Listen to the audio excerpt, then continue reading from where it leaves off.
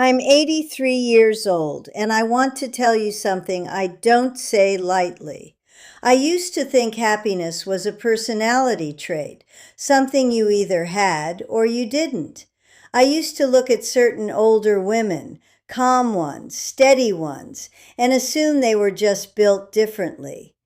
Then Vincent died. Then my phone rang less. Then my body changed. Then I fell and lay on my own floor for 11 hours, unable to reach help, listening to my house sound like it had forgotten me. And after that, I watched how quickly people start deciding your life for you when they sense you're vulnerable. So here's my confession. I didn't find peace by getting luckier. I found peace by getting stricter with myself in small ways, not harsh, just consistent. The happiest people I know after 70 don't have perfect lives. They have daily habits that keep them from sinking. And look, I know some of you are sitting there thinking, Laura Grace, my days are quiet. My kids are busy. My health isn't great. I'm alone. I hear you. I live that same quiet. But I need you to understand something before I continue. Happiness after 70 isn't a big event. It's not a vacation. It's not someone finally treating you right. It's the small things you do every day that keep your heart from hardening. I'm going to give you 7 things. 7. And I want you to stay with me because I'm going to tell you the one that saved me when everything got humiliating and heavy. You're not ready for what comes next, but if you're afraid of becoming invisible, you need to hear it. The first thing I do every day is start with gratitude before I start with complaints. Let me explain.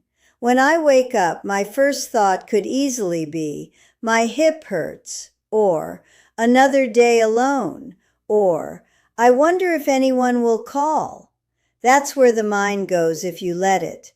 Mine does too. So I interrupted on purpose. I put my hand on my chest, just like that, and I say quietly, thank you, I'm still here. Not because I'm pretending everything is fine, because I'm reminding myself of something true. I woke up. I'm breathing. I have another day to make choices. Honestly, I didn't start doing this because I'm spiritual or sweet. I started doing it because I noticed how quickly my mornings could turn sour. A sour morning turns into a sour day. A sour day turns into a sour life. And what I didn't understand back then was that gratitude isn't about denying pain. It's about not letting pain be the first voice in the room. The second thing I do every day is move my body, even when I don't feel like it. I'm not talking about joining a gym and lifting weights like I'm 40. I'm talking about movement that keeps me capable. After my fall, I stopped believing I could rest my way into safety. Rest makes you weaker. Movement keeps you in your own home. I set a timer.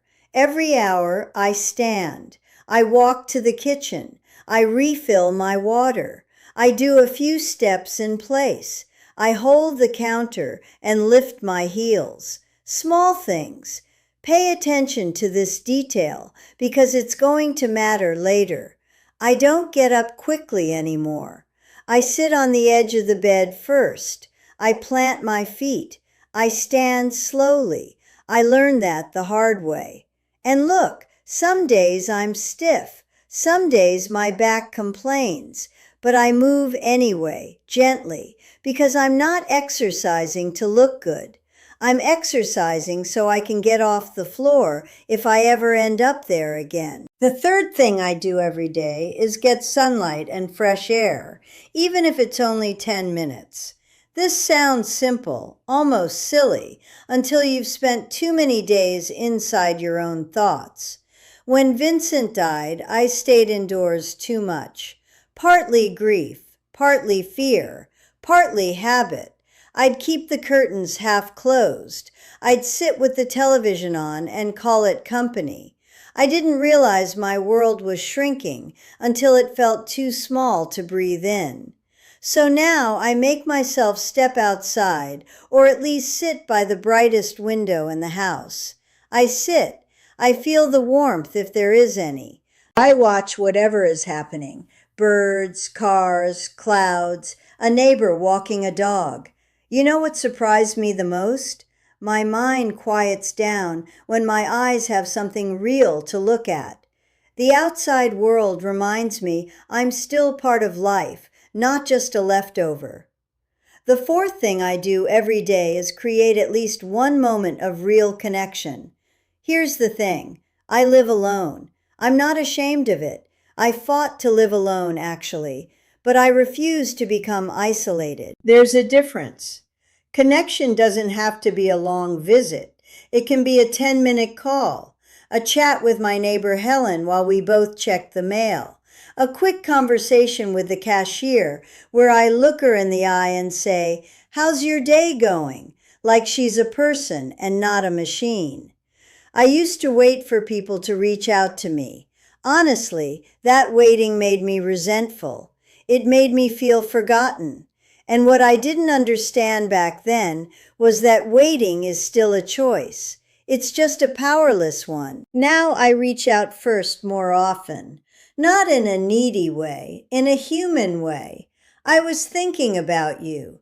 How are you holding up? Sometimes people are busy. Sometimes the conversation is short, but it still counts. It still keeps my heart from going stale. The fifth thing I do every day is keep my mind active and curious. I forget things now. I do. I forget why I walked into a room.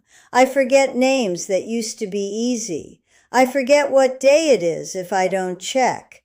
I used to be embarrassed by that. Now I treat it like weather. It's here. I work with it. So I read. I do little puzzles. I write notes. I watch something educational instead of letting the news shout at me all day.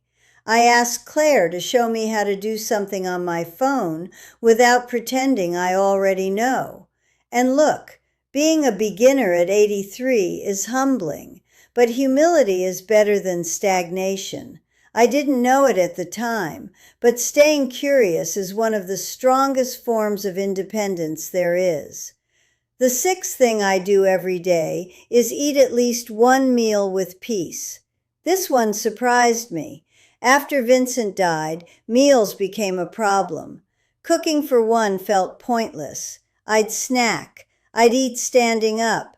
I'd eat with the television blaring because silence made me sad. Then my energy dropped. My mood dropped. My body felt weaker. So I started treating meals like care instead of chores. I sit down. I turn off the TV for at least one meal. I take a breath. I say quietly, "Thank you." And honestly, sometimes I still feel the empty chair across from me. I still miss Vincent. But missing him isn't the same as punishing myself. Here's the thing. When I eat with peace, I'm telling myself I'm worth feeding properly. That matters more than people realize. Now, the seventh thing. This is the one I promised I'd save for the end. This is the one that kept me alive emotionally when I felt humiliated, trapped, and talked over. I end my day by letting it go, not by solving it, by releasing it. Let me explain. Nighttime is when regrets line up like they've been waiting all day. Things I wish I'd said differently. Conversations that went badly. The worry that my children will try to place me again. The fear of another fall. The ache of Vincent not being here.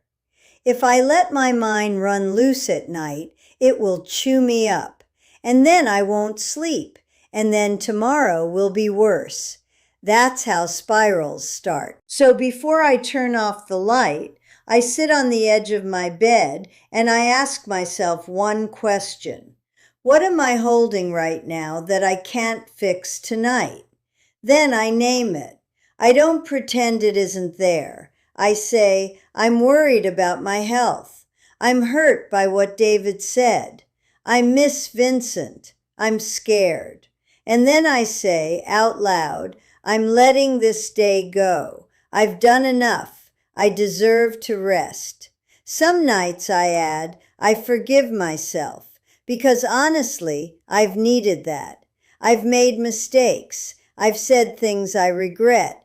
I've clung too hard to my kids at times and pushed them away. I've had to learn to live with myself. And this is where the story gets heavy. When my children put me in Meadowbrook for those 30 days after my fall, nighttime was the worst.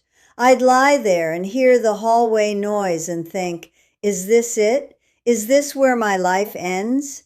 I felt like a burden. I felt completely invisible. And then I started doing what I just told you. I started ending the day with release instead of panic. I'd whisper to Vincent, I'm still me. I'm still here. I'd tell myself, you're going to fight your way back home. And I did. After that fall, after Meadowbrook, after the fights with my kids, I started writing these small habits down. Just for me at first. Little rules and rituals so I wouldn't slide back into fear. I didn't think anyone else would ever read them. I didn't know it at the time, but my granddaughter Claire found the notes and told me other women needed them. She helped me put it online. She called it The Ultimate Guide to Freedom. I still feel strange about it, honestly, but I'm telling you because those notes came from the exact moment when I realized small daily choices were the only thing standing between me and losing my life to other people's decisions. So here's what I want you to do. Don't try to do all 7 tomorrow. Pick one, just one. Gratitude when you wake up. 5 minutes of movement, 10 minutes of light, 1 phone call, 10 minutes of learning, 1 peaceful meal, 1 release at bedtime. 1, because one small habit practiced every day becomes a life raft.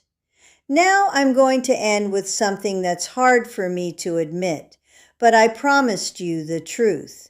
My son David called me again this week and said, Mom, take that book down. You're embarrassing the family. People are watching. Linda has said similar things, and I've been thinking about it. I'm 83. I'm not trying to be a businesswoman. I'm embarrassed to be selling something. I was raised to keep family matters private, but women keep writing to me saying they finally feel seen. They say they're terrified of losing their homes. They say their children talk to them like they're already gone. They say they want dignity and don't know how to hold on to it. So I'm going to be direct. The link to The Ultimate Guide to Freedom is in the pinned comment.